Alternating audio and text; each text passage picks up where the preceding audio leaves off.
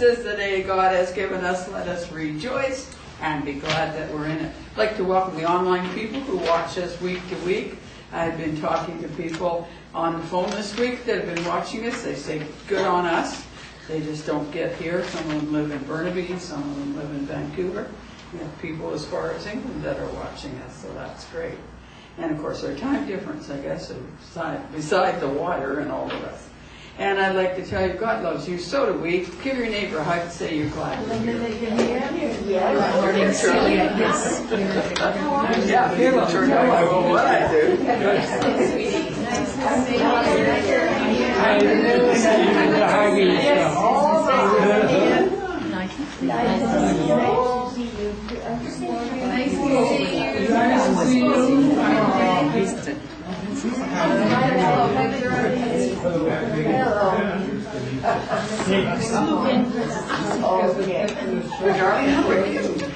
Hi there.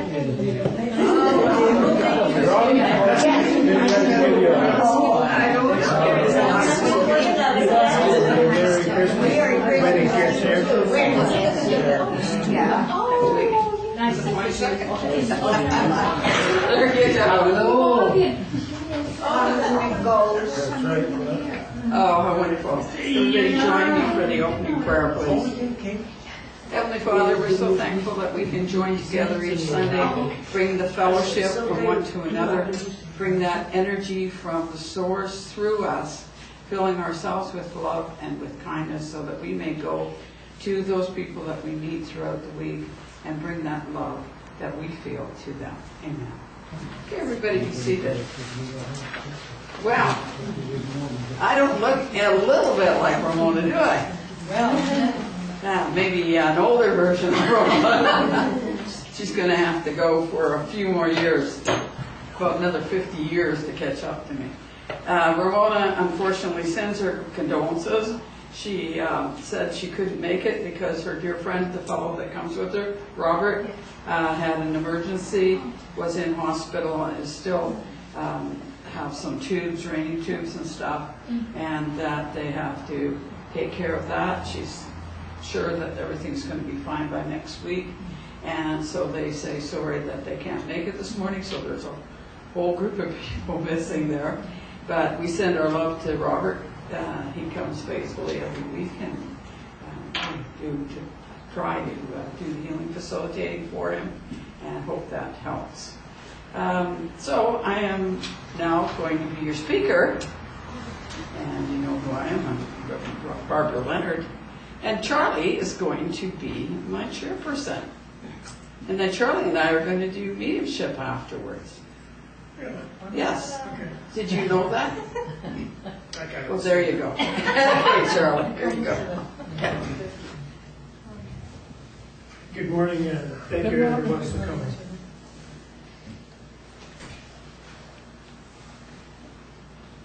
And next we will have the hymn, Jingle Bells. That one we should be able to really roll. How many verses? It doesn't say here. Oh, I think that's it on there. 3. 2 verses on The there. joy of the world instead. Number 6. Number 6. 3. Jingle bells? 3 verses. Okay. All right, we'll play it by ear. Whenever you quit, we'll quit. Let's try.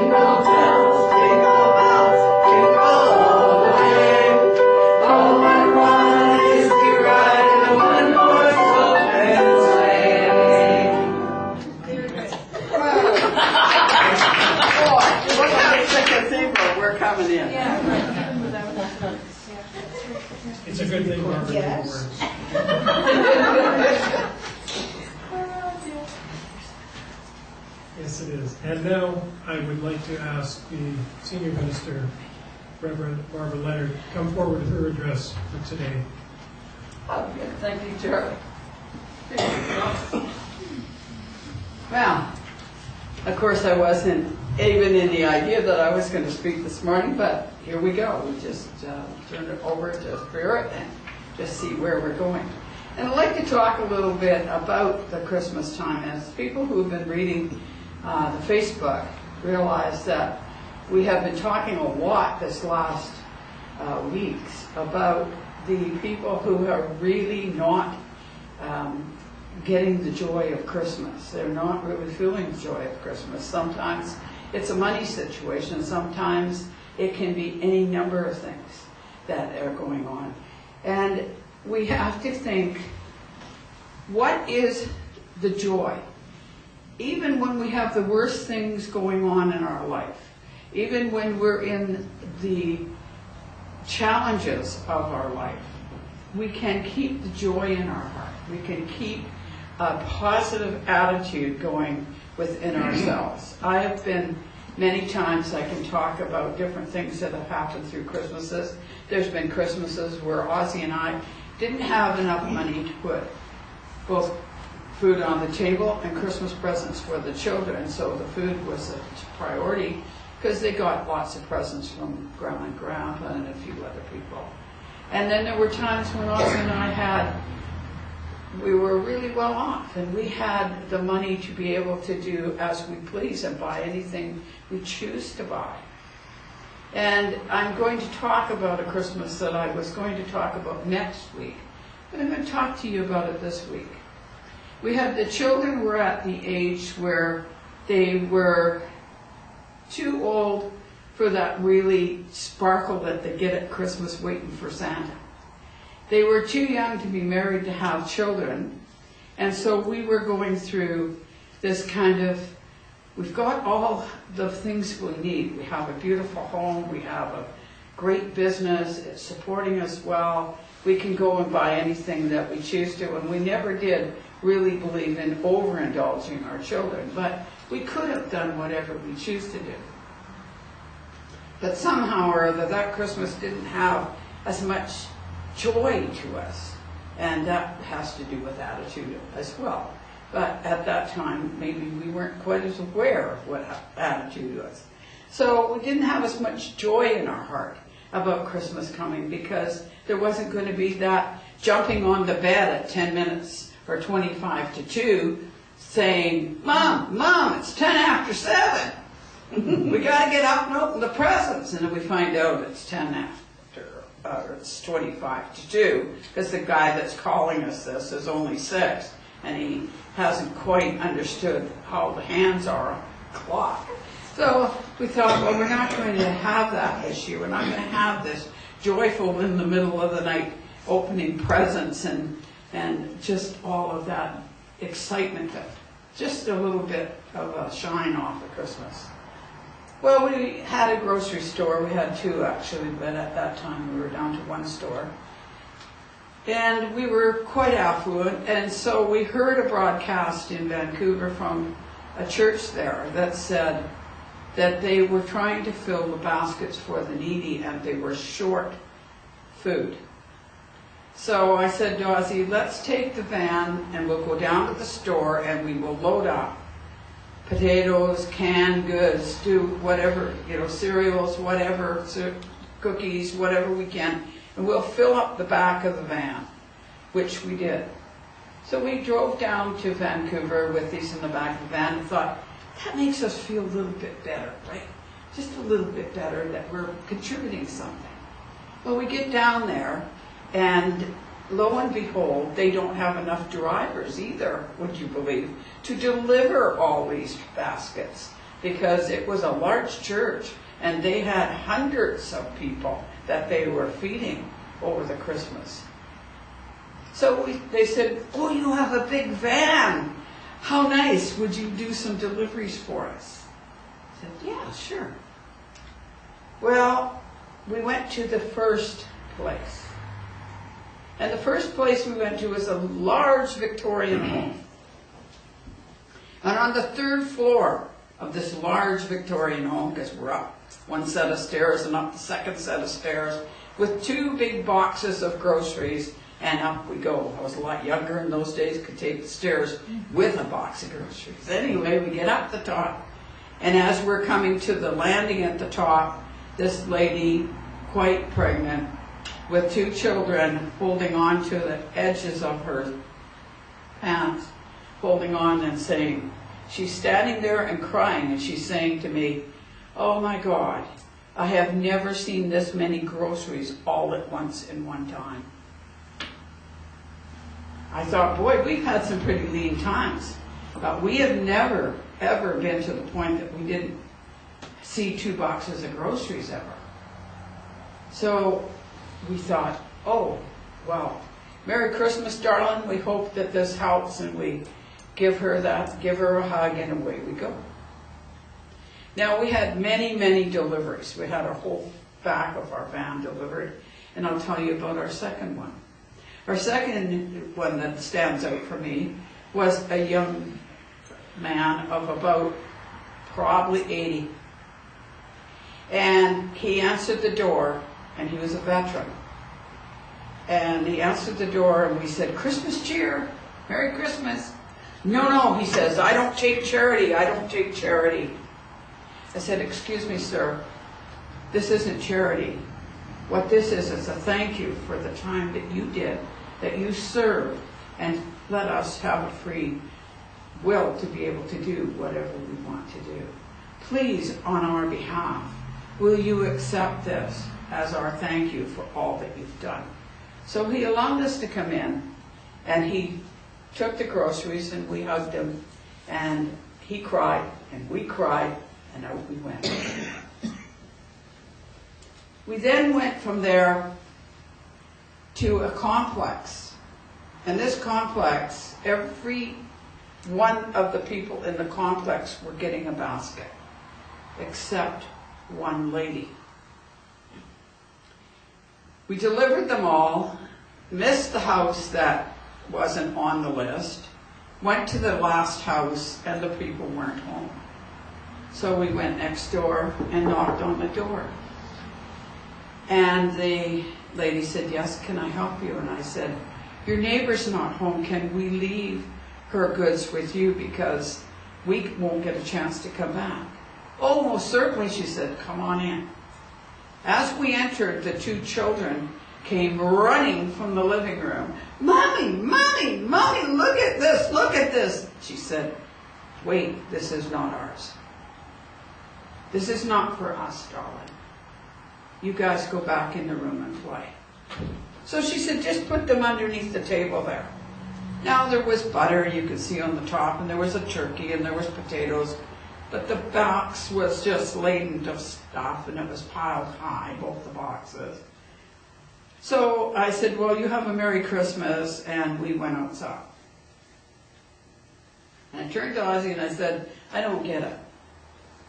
I said, "This young lady looks like she needs the help as much as anybody that we're delivering to here. And how come there's no box for her?" He said, "I don't know." I said, "Well, this is our last delivery, so we're going to be going back to the church, so we'll sign out. And I think what we should do is go back to New Westminster, where our store was, load up some things, pick up a turkey, get a few things, load them back up, go back and knock on the door and say, 'This is for you this time, sweetheart.' Because I don't know how come she's missed, but she is." And I said, "I'm going to tell you something else about her." I said, "She won't touch one thing of that. She will not touch one thing of her neighbor's goodies." And Ozzy said, "You think not?" I said, "She won't." I said, "She may be very tempted to look at a box of cookies there sitting on the top and think, they won't miss a box of cookies. But she won't take those cookies." He said, "Oh, really? Well, that's interesting." He said, so back in the car we go, we get back over to sign off and tell them that we're going to leave now and go back to New Westminster. When they said, "Excuse, can anybody tell us who went into complex XXX?" We said, "We did." They said there was a box set a set of boxes set off to the side that were supposed to go there, and they went in the wrong truck. Would you guys mind taking it back? Oh, I said, no, we certainly would not mind taking it back. So we load it in the car, in the van, and away we go, and we get, she opens the door and I said, Christmas cheer for you this time, sweetheart. Well, she just melted. We went in, and she just sat in her chair and just cried. And then we hugged each other, and she said, you know, my children were so excited about those boxes, and I had to tell them they're not ours. And I looked at those cookies sitting on the top and thought, nobody will miss those cookies. And then I thought, I can't do that. I cannot give those cookies to my children as much as I would like them to have a treat, because how am I going to tell them it's okay to steal from your neighbor's box when you aren't getting any? It's okay to steal under certain circumstances. I'm trying to teach them that they aren't supposed to steal. And that is stealing because it comes out of somebody else's box. So I had to tell them, no, hon, we just wait for our friend to come home and then we will give them their boxes. So we hugged and she cried some more and we cried some more, but we felt that this had to be one of the best Christmases that we ever experienced in our whole life. Because we learned a lot that Christmas. We learned it isn't about stuff. It's about people. It's about loving people. It's about helping your neighbor. It's about goodwill and opening your heart and opening your hands and doing whatever that you can. And it doesn't have to be anything big. It might be a toonie in the jar back there that's going to help our family this year. Or it might be $5 to the girl who stands outside the Safeway or outside of whatever grocery that you go to. It might be saying to your family, which my daughter does every year, we don't buy presents for the adult children. What she does is she makes something for everybody, but she then takes whatever the cost to pay for a meal for each person who's at our dinner. She pays that to the mission to buy a meal for someone who's hungry, because the mission sends you a letter and tells you how much it is this year to feed each person. And if everybody did that, we wouldn't have anybody going hungry at Christmas. So this was one of the most wonderful Christmases that we spent, because not only did we have this wonderful joy that you feel when somebody is looking at something that you have participated in, you bought them something nice, you're excited to see the children's sparkly eyes, but we participated in all of those people that we delivered to. We had a little bit of joy from their life and from their gift that was given from the people in the community that wanted to see them have a good Christmas. So if you happen to be going through the doldrums at Christmas, look around and see what can you do to help. Because right now we have seniors, we have going to the food bank, we have young mothers and dads going to the food bank. These people need your help. They need to have food on the table year-round, not just at Christmas. But remember, at least at Christmas, that they may have a bit of joy in their heart and a bit of happiness for the people that have thought about them. And you never know when you have given a hand to someone, that might be the one time that they got a hand up, that they are able to succeed, and then they pass that on to everybody else that they meet. So it's paid it forward. So I ask you this Christmas to remember all those people. Remember the animals too. And remember that we do have small birds and squirrels and things outside, that if it snows we do have a problem, but please don't feed them bread. bread, we shouldn't even be eating the bread that we make ourselves, because bread is not good for the birds and things. People think throw out the breadcrumbs. No, buy some birdseed. Do something that is going to make them healthy. Good. Thank you, Chili.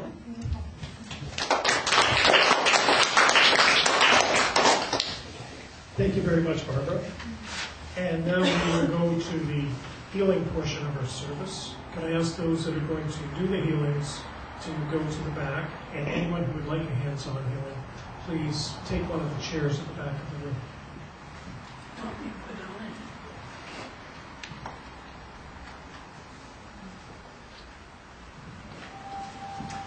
And the rest of you just sit and enjoy the energy.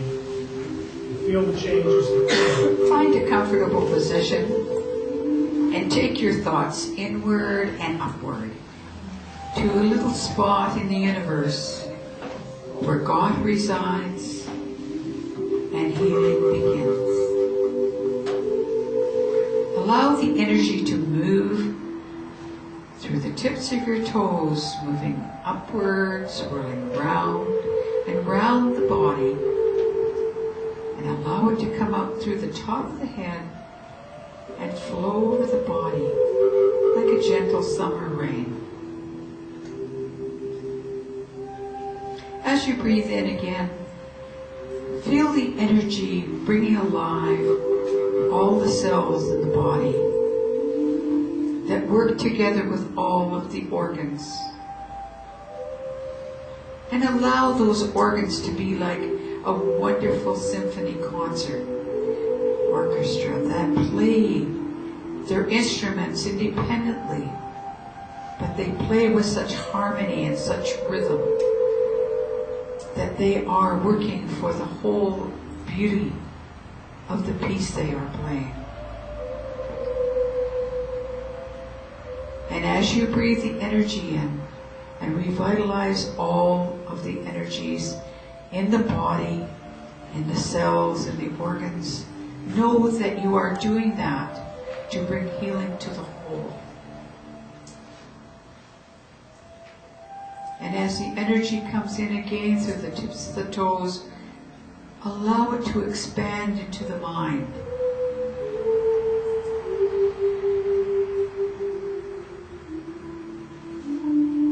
Let the mind open and be receptive. Let the mind be positive and be healthy, so that it may touch the dreams, the ideas that God has to make you all that you can be.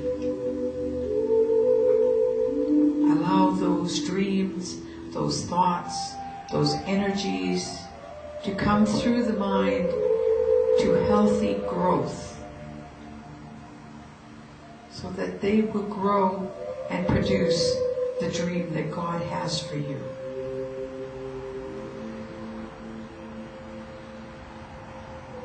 Breathing in again, allow yourself to come in touch with the Spirit, that part of yourself that is always perfect. And allow the Spirit to communicate to the mind and the body what it needs for this journey that it is having in this physical existence.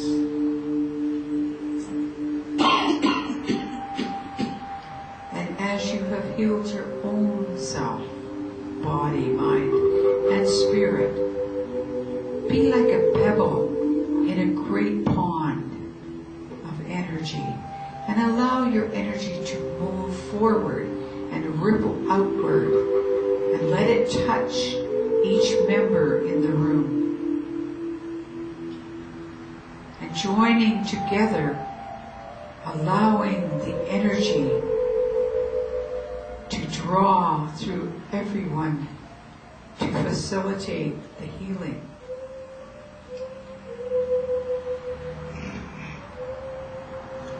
Taking a deep breath now, think about outside of this room into the community of your family, the community around you, of your teachers and your leaders, and allow that energy to ripple out and touch all of them so that they too may experience the wonderful healing, the wonderful peace.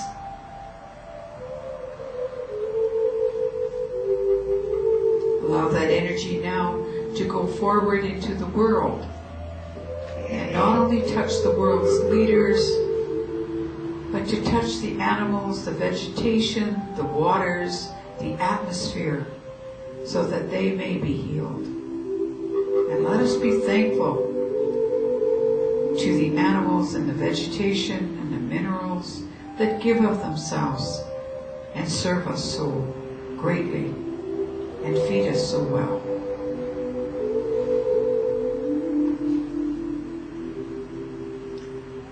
Allow us now to reach out into the universe, into other parts of the universe that we are not familiar with. For many mansions in God's world that we are not aware of every room in every mansion.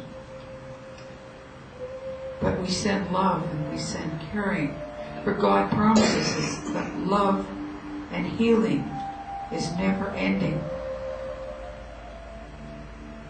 And all we need to do is ask.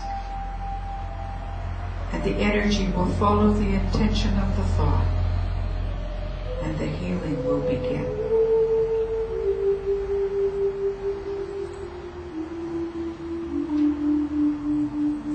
Now as we circle back to the seat of the soul, take a few moments just to sit quietly before you come back to your everyday workaday world, to enjoy the tranquility and the peace of the healing area of your garden, the inner garden of healing.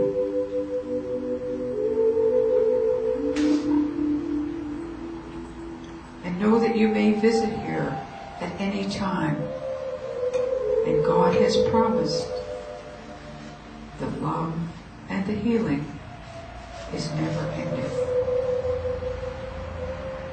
So open your hearts, your mind in your hand.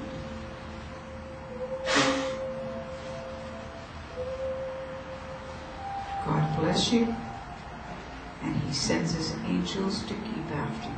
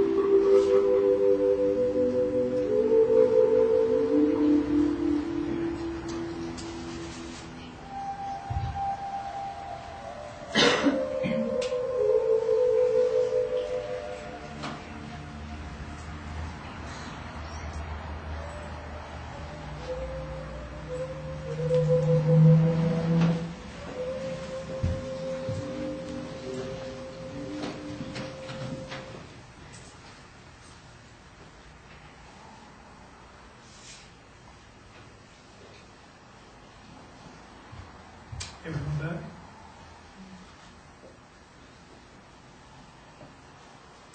Okay, and now we come to the care and share portion of our service. Barbara's going to do a care and share, and unbeknownst to Barbara, is that somebody on here? Is there anybody here who would like to do a care and share? Right. Good, go ahead. That was easy. Well, I planned on doing one. Because today is going to be my last day on this particular platform. I have a service to do over at First United. next Sunday, which I had volunteered for, forgetting that the 22nd was going to be our last official service in this location, and they don't have anyone else to do the service next week, so I can't be here. So what I want to do is think a bit about the time that we've been here in the last 3 years, and I think about my time in particular, of where I was in my own spiritual growth and spiritual development when the doors of this little chapel opened. And I think back to the classes that I took with Barbara. I look at the opportunities that I've had to speak here and to learn and to develop my own self and my skills as a speaker and as a medium. And I think so much about the Inner Garden as a place where I really got an opportunity which doesn't always come in the spiritual community. A lot of times the spiritual community professes to have very open doors, but it's so difficult to find places to work, to learn, and to develop. And we're not talking just about speaking skills, being on the platform. We're talking about that personal growth that comes out of those opportunities. And for those of you who don't know, I have been a member of the Spiritualist National Union International from England for the last 5 years, where on the internet I do get a chance to work on my skills as a speaker and a medium. I also teach mediumship on there, and that's a direct result of the opportunities that I've been given here to teach other people and to learn for myself what needs to be taught to get that kind of an understanding. And now, as a full member of the Spiritualist National Union, I am on their platform accreditation scheme, which is a worldwide plan to develop speakers and mediums on platforms to their particular standard of development. And not that theirs is any better, it's just different. They've had an awful lot of people go through their programs. And I talk about it because I am very honored to have been accepted in that program. And all that, again, came from my experiences here. Even though I've only started it 3 months ago, I can see by the reaction of the people when I talk about spiritualism that what I'm saying makes some sense to them. Because I do speak with passion and I do speak from the heart. And once again, it all comes back to the Inner Garden. It comes down to, for me, taking advantage of an opportunity, which I encourage all of you to do when opportunities present themselves to you. If you're thinking about a spiritual pathway and someone says those wonderful words of, oh, she's on her spiritual path, and you're scratching your head thinking, well, what is that? And really what it is your own personal self. There's no right or wrong in whatever you do. It's about holding yourself accountable only to yourself to say, does it feel right? Is this what motivates me? Is this the kind of thing that I want to learn? Does this feel right? Do I have a better understanding of myself and the people around me today, better than I had tomorrow, and again, the day after that, I'll have a better understanding. And so it goes in spiritualism that we never stay in one spot forever, because we ask for progress, we ask for change. The things that we don't like about ourselves, we investigate. And we realize that they are part of us. Some of the good parts, and some of the not so good parts that reside within every human soul. And you get to accept that that's the way you are. And when you accept that that is the way you are, then you have an opportunity to change things if you want. And there's not all things that we want to change. Some of our vices that we have. Some of the things that we don't speak about publicly. But we enjoy, because we know that that becomes part of the essence of us. To understand that the human soul comes in many different forms and many different shapes. and that our own ability to use our reasoning and our thinking to reach that core of ourself is really about what spiritualism is.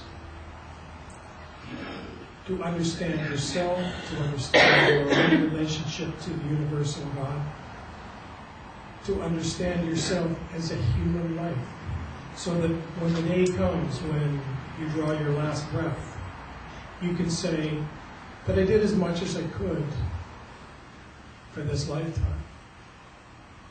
Now, I was in Phoenix last week, and there's a church that I do attend down there, and I want to just offer these words because I know they're being offered right now at the church there. The assistant pastor of the church, the Reverend Saloma Castles, passed away on Tuesday. And she was sick for about 10 days. She had some sort of an infection that turned septic and turned into the end of her life. And I did a reading for Saloma about a year ago. And she came to me with a whole host of problems that she was trying to solve. And I quite simply said to her, you need to accept that that's who you are. You need to accept that your life is about love and accepting other people. That's why you became a minister. And she seemed to be happy with these words. And when I got to Phoenix 2 weeks ago and got the news that she was so sick and that they didn't think she was going to make it, we sent out prayers for her. And I left Phoenix just about a week ago this hour. And I was at the Mesa Gateway Airport with my wife, and we were sitting in the little cafe there, and there was a lady and her 2 friends there, standing there, and I looked at her in disbelief because she looked like Saloma's twin sister. Same color hair, same glasses, same body shape, a little bit taller, a little bit bigger. The spirit and the essence was the same as Saloma. And I knew at that moment that in this life, I wouldn't see my friend Saloma again. And so she did pass 3 days later, but before she did, her mother and her sister came. What people didn't know about Saloma was that she was estranged from her family for some reason, which I'm not aware of. And Saloma was almost 70. Her mother was 104. Her sister was much older as well. They came to see Saloma because we as the spiritualists asked them to come. We didn't delve into the reasons why it was a rift in the family, but we knew that if there were decisions to be made about life support for Saloma, that we didn't want to make them. We wanted the family because it was only the right way to do it. Put aside all of those things. Now, as the spiritual service goes on at this moment in Phoenix, I don't know if the mother and the sister are attending that particular memorial. And we don't even know at this moment if there will be an official memorial for Saloma sponsored by the families. But it doesn't matter. Saloma's past, her memories live. She will come back to us as a message, I'm sure. That's what she did, that's what she believed in. Her spiritual progress was based on the work that she did, what she thought was right, what was her path. Picking a path is simply putting the next foot forward. Without worrying about whether it's right or wrong. Don't stay in the same place. Move on, move ahead. Try different things. Experiment. See what works. Don't be afraid of the things that don't work. There are no mistakes in life, there are just experiences. And this chapel here has been a wonderful experience for me on this particular platform, where I can see now the direction I'll be headed the rest of my life. There'll be turns, there'll be there'll be roadblocks. None of that matters, because I have got the basic grounding of what I need to do for myself through this chapel. So thank you for listening.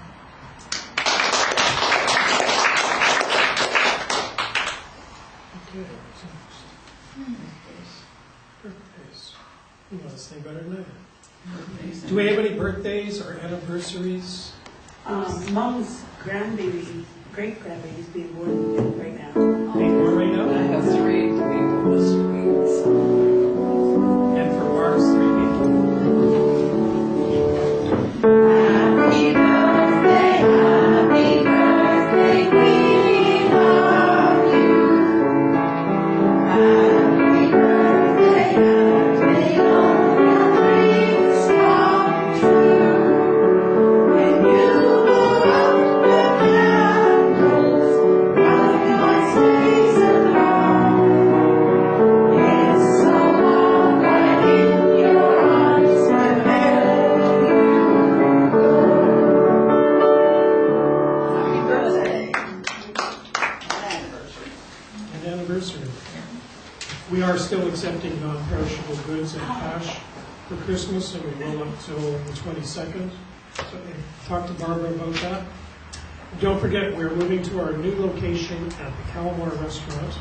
Services on Sundays will be at 2:30 in the afternoon, and that is at 8076 King George Boulevard. There is a banquet room there that we will fail to be off in our own space. And it will allow Barbara her opportunity close to her home to continue to do the work that she has loved to do for the past 61 years. And next week on the 22nd, Christmas candlelight and a Christmas luncheon to follow. If I can get out of First United in time, I will be here for the luncheon. And Christmas presents for the kids, so bring the kids. And bring the kids. We got a whole whack of presents in the cupboard over there. And medium rare went well on the 6th. Medium rare was fantastic. And how many did we have? 20. We had 20 people, and everyone got a message. Everybody got a message. Good stuff. Yeah. Good for you. Okay, now I'd like to do Song 21, Garden of Life. And if I could ask you for your free will offering to support the chapel and the work that we do.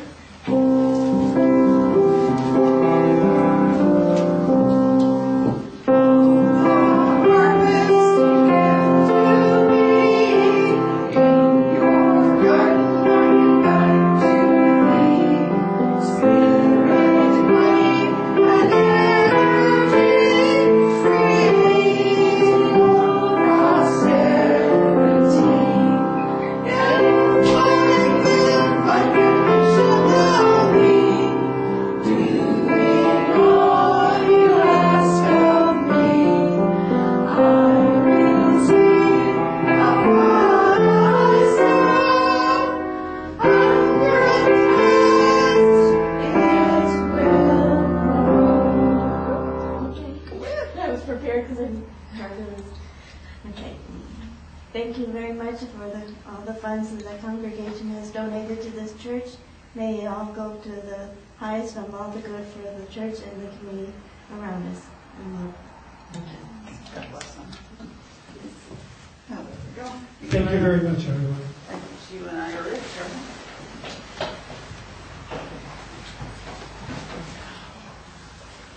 We thank you for your support. We thank you for all the years you've been in this chapel. And we look forward to seeing you again in the next incarnation. And now we will have Reverend Barbara Leonard do her. And Charlie. We'll see. Yeah, we got to keep you in practice, Charlie. It would not do for you not to do some practice work here. 6 a.m. yesterday. Good. Okay, Helen, I'm going to come to you. The lady that's coming through, and I don't know if you know by the description that I'm getting, but she sat at what you would be called a vanity type dresser, and on that vanity dresser were silver dresser set. You understand what I mean with the dresser set? It has a mirror and the brush and the comb that had the silver on it. Would you recognize that? Okay. This lady is coming through and she's sitting there and she's looking at herself in the mirror, and she liked to, brush her hair and always look well turned out. And she said that she's very proud that you like to be well turned out when you go out as well. And so she's kind of giggling at that, kind of tongue-in-cheek over that one. But what I am getting with her is that as I'm reflecting, because a mirror is reflecting, and I'm reflecting on my past, and I'm looking at all the things that were positive that I can bring forward, and anything that was a difficulty, I'm now using it like a tool to help with my future. So everything that's been in, as she's looking in the mirror, she's saying everything that's gone past, as Charlie was saying, there aren't any mistakes really. It's just experiences that we're supposed to have. And she's saying just embrace everything that has happened, that as you're reflecting back, and know that that has brought you to where you are and made you who you are today. And there's no regrets or no anything there that looking back on it, there's nothing that you should or shouldn't have done. Everything was done as it was supposed to be done. Does that make sense? Yeah, sure. Good. Thank you. You know who the lady is? Yeah, I know who she is. Good. God bless her for coming through. Go ahead, Charlie. We'll alternate here. Are we? Yeah, we're going to play tag. Play tag. Yeah. Okay. I am aware of a woman. She came in about a half an hour ago, and I'd like to talk to you, sir. Yeah, you. Okay. Okay. Let's see if this makes some sense to you. You don't have to stand up. No, it's okay. That's the American way of doing things. Okay, I want to bring you this woman, and I know that she's either mother or grandmother. I'm going way back in time with her, somewhere into the 1950s, 1960s, where she's showing me herself. And she's a very small woman, and she has on a beautiful plaid dress. And this woman she's well manicured, but she's not overly made up. And she's taking my attention to her nails, and there's something about her nails that were either very, very well made up or very sharp, or something about the nails that I don't have yet. And I know that she used to like to, she had long hair, but she used to like to pile it up on the back of the head with hair.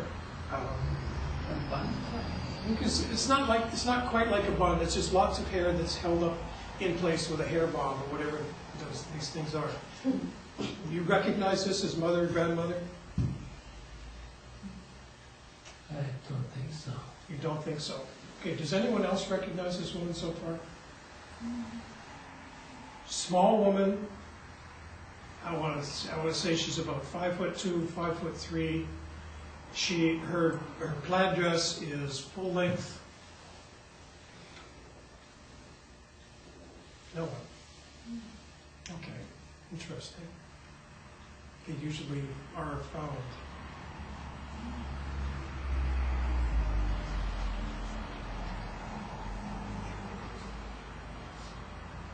She gives me the name of Rory.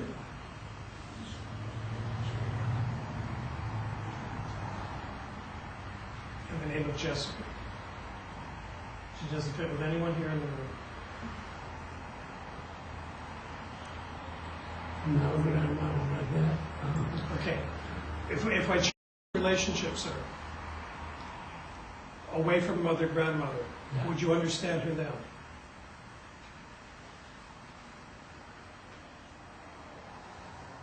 Yeah, come close. Okay, come close if she was an aunt. Yeah, I would compare it to my wife. You would compare her to your wife. Yeah. Okay, let's work with that. Perhaps I've got the relationship wrong there. But you understand the rest of the information about her. Yeah. You understand the nails in particular? And the hair. Yeah, she has sharp nails. Okay. I know it's an odd way to end. She is in spirit. Mm-hmm. Okay, we'll leave the relationship aside. I know that I'm with you, but you don't understand the name Rory or Jessica. No. Okay, those are names that she gave me, and she's telling me that those names belong to her family, not your family. Are you aware of the names of her family? No, I don't. No. You don't know them. All the women I know, they have German names. They have German names. Yeah. Okay, that's fine then. Maybe this is, we'll leave the names, we'll leave the relationship to the side and see what she's all about here. I see this woman sitting in a chair beside a large fireplace on the left-hand side. Her chair is on the left-hand side of the fireplace. And I know that this woman was, I will want to call her, she was a leader in her own way amongst her friends. A lot of people looked up to her, a lot of people did come to her for advice and direction. You can say no if it doesn't fit. No, it doesn't ring a bell. It does not ring a bell. Okay, maybe this must be me today. So I'm going to leave that with you and just sit down. It's just not working. Oh, okay. You've got a bit of a cold, that's why I think. Kara, I'll come to you, hon. I can see pots and pans and you just slamming all over the place, like as if you're got so much to do in the cooking and the baking area that you don't know when you're going to get it done. Do you understand what I'm saying there? And there's a lady in spirit that's getting a great deal of kick out of this. Now, I'm going to go for Grandma here because she has a kind of quirky sense of humor, a little bit maybe like mine, a little bit off, because if you ever read some of the comments I make to my grandkids when they do something, I come out with some really gems, and she would come out with some kind of tongue-in-cheek joke with you as well. But she says she will be around you while you are getting this done, and you'll be amazed that you'll get so much more done than what you think you can. But you just seem to be under the wire right now for whatever is on your plate. I feel that that's something that may be coming up in the new year for you as well, but not so much with the personal baking, but with your personal life to do with outer worlds of business, finance, and career. It seems like all of a sudden things are going to start taking off, and that you will be really, really busy there as well. And she said, I may not have been a businesswoman, but I'll be there to help you with that as well. So I think it's more that it's the support, it's the emotional support that she wants to give you during that time. Now, do you know how she passed away? She had a stroke. Yeah, because I'm feeling like almost as if I'm leaning, right? Because I almost feel as if she's throwing me off my balance. I'm not able to, like I feel a little bit heady and like I want to hold on to something because I don't want to topple over. So that's a good, good credit that you've got the right person there, because I do feel that that's how she passed. And she said that basically she passed very easy into spirit when she went there. It was just like stepping out of the physical body, even though she felt very heady. And it felt like I said she was drifting at times away from the body during the time that maybe she was in the stroke. Okay, she would kind of be in and out, but then eventually her transition was very easy. And for anybody that may want to know if she's okay, yes, she's fine.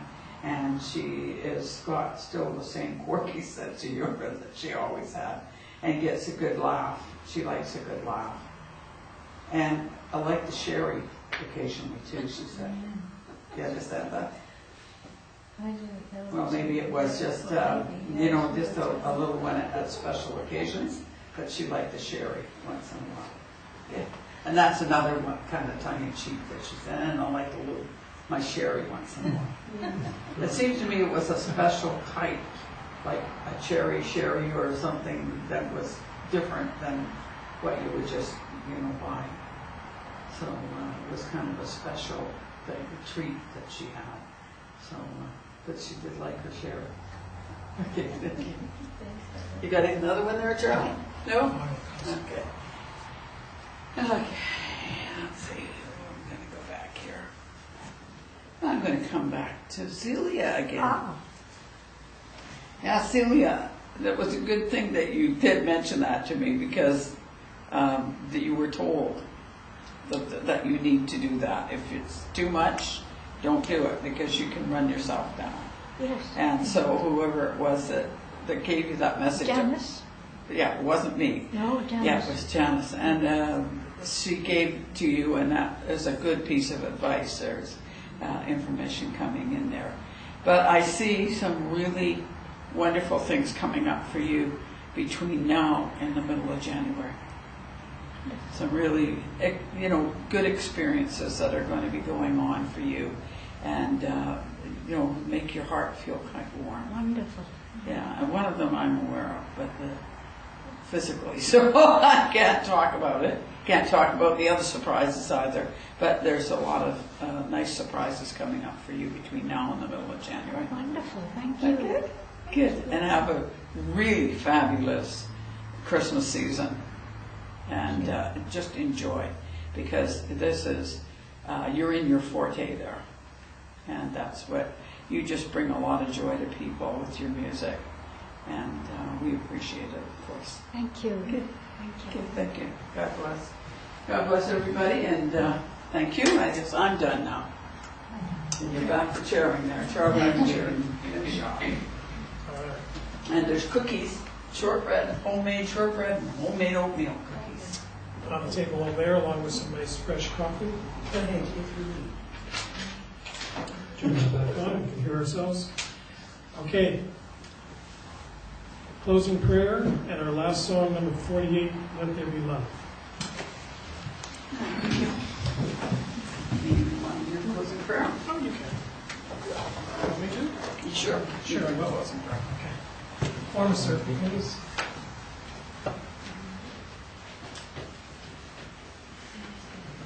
Come on.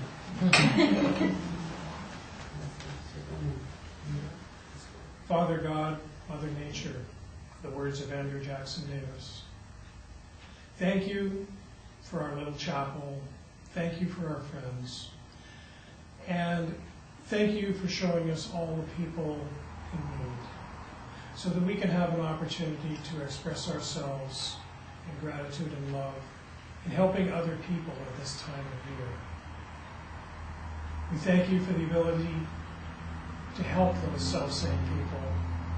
And we thank you for the generosity that we feel in our hearts when it comes to loving other people as we love ourselves.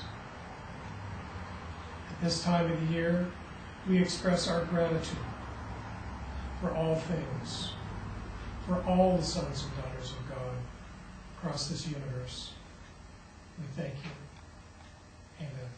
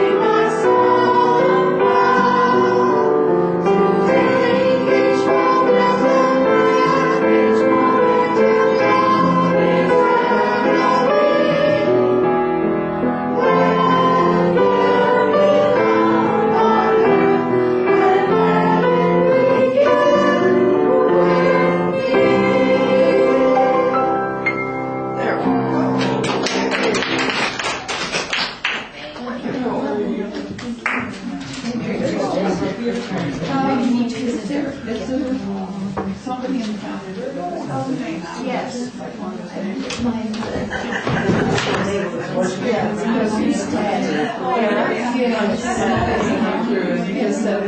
I didn't get a chance.